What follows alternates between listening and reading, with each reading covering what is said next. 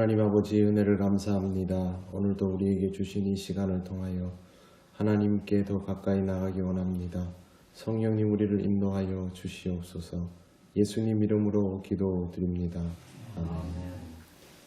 찬송가 465장 하나님께 찬양드립니다. 주 믿는 나 위해 진실하고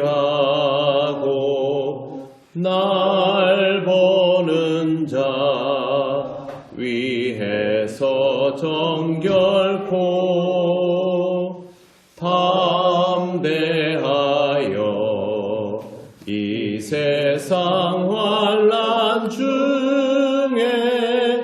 나 용감히 늘 승리하리라.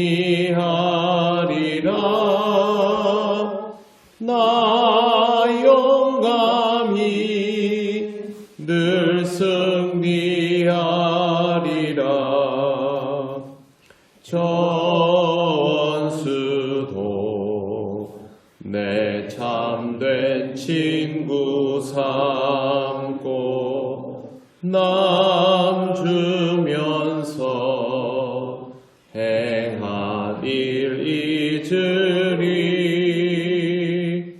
연약한 나 늘 온유 겸손하여 늘 섬기며 기쁘게 살리라. 늘 섬기며 기쁘게 살리라. 늘 바빠도 내 힘써 기도하며 주와 함께 늘 교제하리라. 주 가신 길 그 발자 뒤를 따라 믿음으로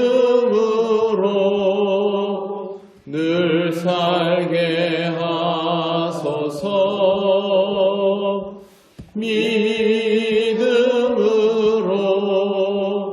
늘 살게 하소서.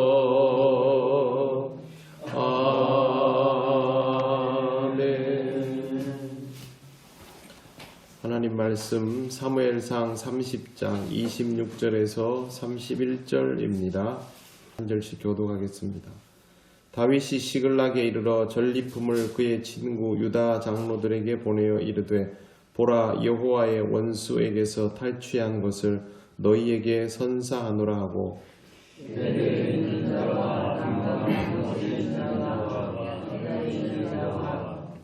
아로엘에 있는 자와 신못에 있는 자와 에스드모아에 있는 자와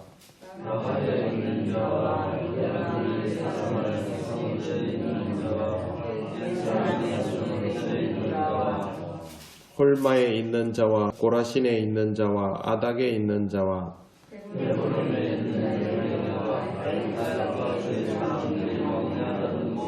곳에 보내었더라. 아멘. 네, 오늘 말씀에 보면 다윗이 시글락으로 돌아와서 전리품을 그의 친구 유다 장로들에게 보냈다 이렇게 기록하고 있습니다. 네, 원문을 그대로 번역하면 친구 유다 장로가 아니라 친구와 유다 장로들입니다. 그동안 도망 다녔던 처지였던 다윗은 유다 사람들을 신경 쓸 겨를이 없었습니다. 하지만 시글락에 들어가고 나서부터는 상황이 조금씩 바뀌기 시작했죠. 시글락을 통해서 자신의 주변을 안전하게 정리를 한 다음에 지난번에 우리가 읽은 것처럼 이스라엘을 괴롭게 하던 사람들을 토벌하러 다닌 적도 있었지 않습니까?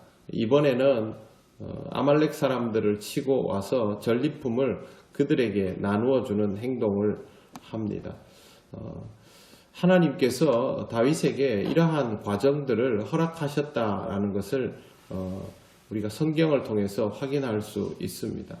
유다를 치러 가는 동안 유다와 겐 사람들을 괴롭히던 사람들을 실제로 진멸함으로써 다윗이 여전히 유다와 이스라엘을 생각하는 사람이다 라는 소식이 이스라엘 속에 들어가게 됐을 것이고, 두 번째는 이스라엘과의 전쟁에 참여하지 않고 시글락에 왔기 때문에 아말렉을 진멸할 기회를 얻었고 전리품까지 챙길 수가 있었습니다. 이것으로 다윗은 동족과의 유대를 더 잘 유지할 수 있게 됐고, 훗날 고국에 돌아가서 정치적인 입지를 다지는 데에 매우 큰 도움을 얻습니다.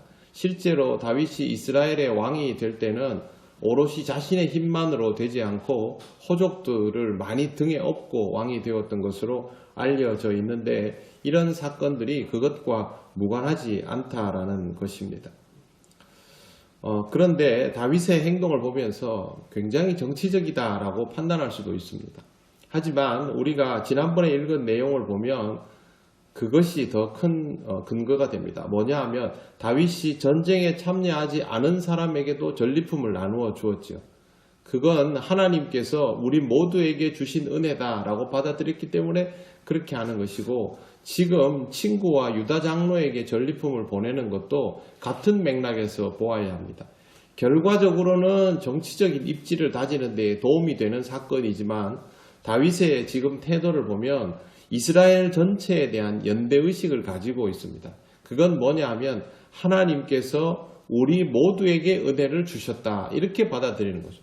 고생은 내가 다 했고 목숨도 내가 걸었지만 이 사람들은 이 전쟁에 전혀 관여하지 않았지만 그럼에도 불구하고 우리는 하나님 안에서 같이 은혜 받는 사람들이다, 이런 생각을 다윗이 가지고 있었기 때문에 이렇게 전리품을 나누어 줄 수 있었던 것이죠. 그게 훗날 자신에게 도움이 되었던 것입니다. 하나님은 다윗의 성정을 알고 다윗에게 역사하시는 분입니다. 하나님께서 다윗에게 이렇게 역사하시면 다윗 한 사람에게만 유익이 돌아가는 것이 아니라 다윗 주변에 있는 사람들이 다 유익을 얻을 수 있다라는 것을 염두에 두고 섭리를 하시는 것이고, 다윗은 그런 하나님의 의도에서 불순종하지 않았기 때문에 다윗이 행동하는 모든 것들이 다윗에게도 유익하지만 주변에 있는 사람들에게도 다 유익이 끼쳐지는 사건이 되었던 것이죠. 우리는 신앙생활 하면서 이 부분을 주목해서 봐야 합니다. 어제 제 지인이 우리 교회에서 새벽 영상 이거를 가끔씩 들어와서 보는데, 자기는 교회를 다닌 지 얼마 안 된 사람이라서 사무엘상을 읽으면, 이거 말씀을 들으면 잘 이해가 안 간다라는 거예요. 그래서 당연히 이해가 안 간다. 신앙이 자리가 잡히기 전까지는 이게 이해가 안 간다라고 제가 이야기를 하면서 그렇게 설명을 했습니다. 사무엘상은 다윗의 전기처럼 쓰여져 있지만 실제로는 다윗의 전기가 아니라 다윗이라는 사람을 통하여 하나님이 큰 그림을 그려놓은 모습을 보는 게 주안점이고, 그 안에서 다윗이 어떻게 행동하는가를 읽어내는 것이 중요하다라고 그렇게 설명을 한 적이 있습니다. 우리가 이제 사무엘상을 거의 이제 마무리하고 있습니다. 하나님의 큰 그림이 제일 먼저 보아야 할 것이고, 그 큰 그림 안에서 다윗이 어떻게 행동하느냐가 이제 정말 중요해지는 것이죠. 우리는 신앙생활을 어떻게 할까요? 하나님도 우리에게 큰 그림을 다 가지고 있습니다.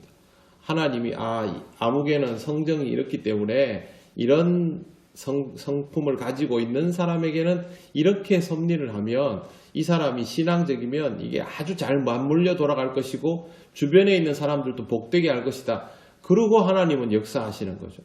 우리가 그 하나님께 순종하며 내게도 이롭고 내 주변 사람도 이롭게 하는 일이 발생하는 것이고, 그래서 우리가 오늘 이 말씀을 보면서 그런 다윗의 모습을 통해서 하나님과의 동행이 어떤 것인지를 배워가는 것입니다. 하나님은 여러분에게도 큰 그림을 가지고 계십니다. 그 그림이 무엇인지를 알 때마다 하나님 앞에 더 맞추어져 가시기를 바랍니다. 그러면 당연히 하나님께서 여러분을 복되게 하실 것이고, 여러분이 그 복을 하나님의 은혜라고 느끼는 순간 독점하려고 들지 않고 나누려 할 것 아닙니까? 그러면 주변 사람들도 그 은혜를 함께 누리는 삶이 되는 것입니다. 이게 모두가 행복해지는 방법입니다. 다윗이 임금이 되면 이스라엘은 사울의 시대와는 달라지게 되는 것이 바로 이런 이유 때문입니다. 다윗의 능력이 출중해서가 아니라 다윗이 하나님의 큰 그림에 잘 맞출 줄 아는 사람이었기 때문입니다. 여러분에게 주시는 하나님의 큰 그림을 말씀을 통하여 잘 파악하시고 거기에 잘 순종하여서 여러분도 복되고 다른 사람들도 복되게 하는 아름다운 인생이 되시기를 바랍니다. 아멘. 기도드리겠습니다. 하나님 감사합니다. 하나님 우리를 사랑하셔서 은혜 주시고 또 우리를 은혜 주실 뿐만 아니라 다른 사람들을 위할 수 있도록 역사하여 주신 것을 감사합니다. 다윗에게 하신 그 일들 사랑하는 마음으로 우리에게도 똑같게 하실 줄 믿습니다. 우리도 믿음으로 반응하게 하셔서 하나님의 큰 그림 속에서 복을 받고 그 복을 나누어가는 아름다운 인생이 되게 하여 주시옵소서. 오늘도 우리 통역교회 모든 성도들을 하나님 지켜주시기를 원합니다. 특별히 하나님 환우들을 기억하여 주셔서 병마와 싸워 이길 수 있는 믿음과 능력이 있게 하시고 하나님 치료의 손길을 통하여 이들을 속히 회복케 하여 주시옵소서. 오늘도 하나님께서 우리를 지키시고 인도하여 주실 줄 믿사오며 예수님 이름으로 기도드립니다. 아멘. 하늘에 계신 우리 아버지, 아버지의 이름을 거룩하게 하시며 아버지의 나라가 오게 하시며 아버지의 뜻이 하늘에서와 같이 땅에서도 이루어지게 하소서. 오늘 우리에게 일용할 양식을 주시고 우리가 우리에게 잘못한 사람을 용서하여 준 것 같이 우리 죄를 용서하여 주시고 우리를 시험에 빠지지 않게 하시고 악에서 구하소서. 나라와 권능과 영광이 영원히 아버지의 것입니다. 아멘.